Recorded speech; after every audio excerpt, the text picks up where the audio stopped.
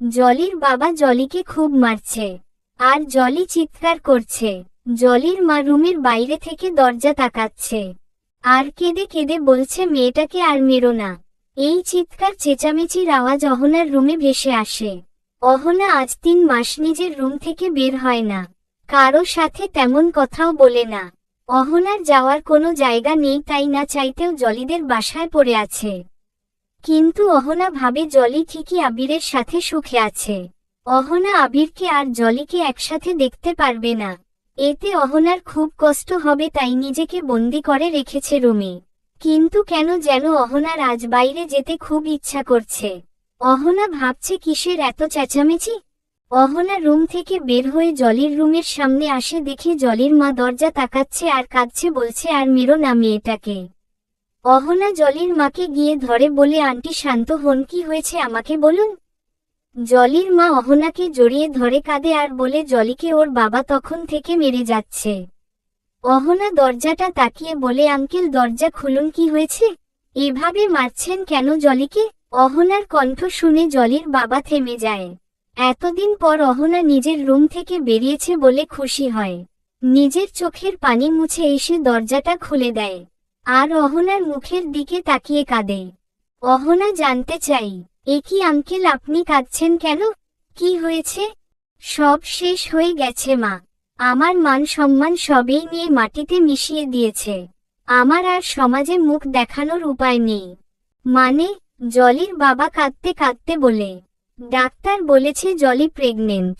কথাটা শুনে অহনা বর্ষর একটা ধাক্কা খাই। অহনা ভাবে সন্তানটা আবিরের। জলির বাবা আবার বলে, আমি আর সমাজে মাথা উঁচু করে দাঁড়াতে পারবো না। বিয়ের আগে আমার মেয়ে মা হতে চলেছে, এটা জানাজানি হলে লোক সমাজে আমি মুখ দেখাতে পারবো না। রাস্তায় বের হলে লোক আঙুল দেখিয়ে বলবে দেখ জলির বাবা যাচ্ছে। অহনা নিজেকে সামলে নেয়, নিজের মনের মধ্যে থেকে বের হয়ে আসা কান্নাটা রোধ করে বলে, কিচ্ছু হবে না আঙ্কেল, জলি আর আবির তো একে অপরকে ভালোবাসে, আর এই সন্তানটা তো আবিরের। আবিরকে বলুন জলিকে বিয়ে করে নিতে। কথাটা বলে অহনা রুমের মধ্যে যায়। জলি বিছানার উপরে বসে হাঁটুতে মুখ বুজে কাঁদছে আর হাঁপাচ্ছে। এত মার খেয়ে জলির আর শক্তিটুকু নেই উঠে দাঁড়াবার। অহনা গিয়ে জলির কাঁধে হাত রাখে। জলি আস্তে করে মাথাটা উঠায় আর সামনে তাকিয়ে অহনাকে দেখতে পাই। অহনা তুমি এখানে।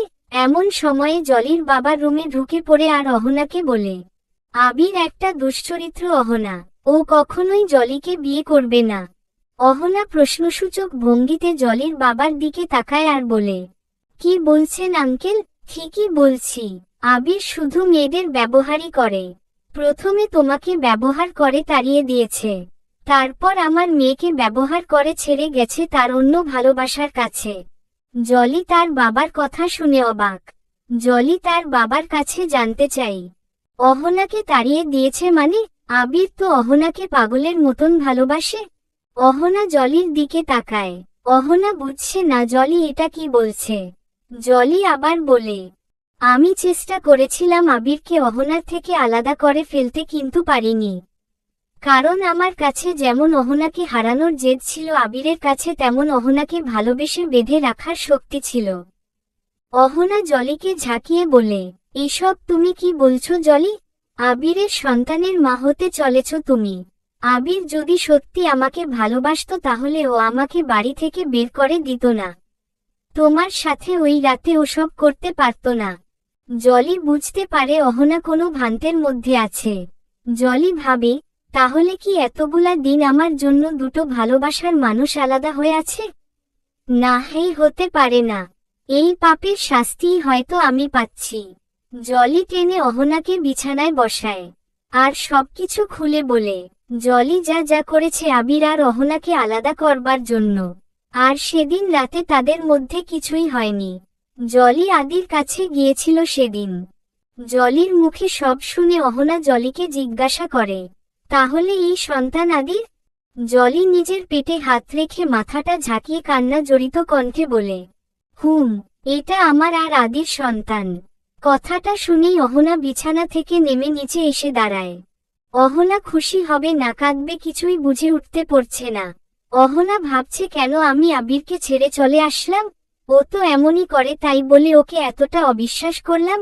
অহনা জলির বাবা মাকে বলে জলিদের বাড়ি থেকে বেরিয়ে আসে। সেই মুহূর্তেই খালি পায়ে ছুটতে ছুটতে আবিরের কাছে আসে। বাড়িতে কলিং বেল বাজায়। আর কিছুক্ষণ পর আবির এসে দরজাটা খুলে দেয়। দরজা খুলতেই আবির তার চোখের সামনে অহনাকে দেখে। আবির কিছু বলার আগেই অহনা ঝাঁপিয়ে আবিরের বুকে আছড়ে পড়ে আর কাঁদতে থাকে। কাঁদতে কাঁদতে বলে, আমার ভুল হয়ে গেছে তোমাকে ছেড়ে চলে যাওয়া, প্লিজ আমাকে ক্ষমা করে দাও আবির। আবিরও অহনাকে জড়িয়ে ধরে কাঁদে আর বলে, কোথায় ছিলে এতদিন, কত কষ্টে ছিলাম জানো, তুমি জানো না তোমাকে ছাড়া আমি কিছুই করতে পারি না। আর যাব না, জলি আমাকে সব বলেছে, তোমার কোন দোষ নেই, তুমি ঠিক করেছো আমাকে সেদিন মেরে।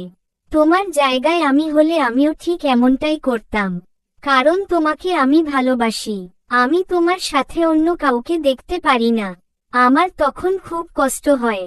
আবির অহনাকে ছাড়িয়ে নিজের সামনে এনে অহনার মুখটা আঁকড়ে ধরে। অহনা হাত দিয়ে আবিরের হাতে হাত রাখতেই আবির আহ করে ওঠে। অহনা আবিরের হাত দুটো নিজের সামনে এনে দেখে প্রচণ্ড ক্ষত। এ কি আবির, তোমার হাতে কি হয়েছে? তেমন কিছু না, আগে বলো তুমি এতদিন কোথায় ছিলে? চলবে।